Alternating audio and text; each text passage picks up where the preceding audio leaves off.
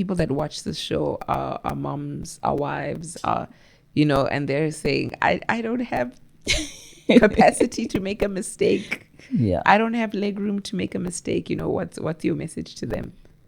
Unfortunately, if you're going to entrepreneurship, you cannot run away from mistakes. You cannot run away from failure. It's like wanting to enter this room but not wanting to go through that door.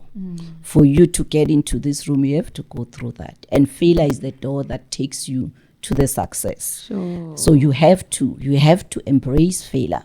And unfortunately, we come from a schooling system that says failure is bad. Obviously, in class, I don't tell my student failure is good because I want them to pass their courses and stuff. But in real life, in entrepreneurship, failure is good because that is the only school you have. You can read a textbook, you can listen to me, but it will never be the same with when you do it and fail. If you listen to a lot of successful people, they tell you where they've learned things the most was when they failed, not when they succeeded. But we want to skip the failure to go to the success. And the nice thing with failure is also in that process, it builds your character. You learn, you grow. But it's not like it's going to be a nice, feeling that, yes, I'm failing, I'm getting to the success. No, it's painful. It's painful. It's so painful that I started getting sick.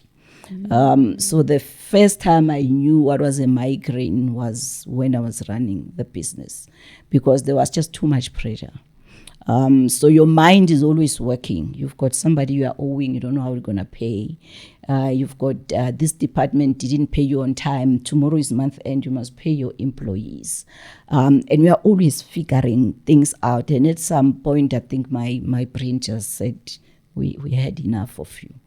And it just shut down. And unfortunately, at the time, the issue of mental health and wellness, it was not a buzzword like it is now.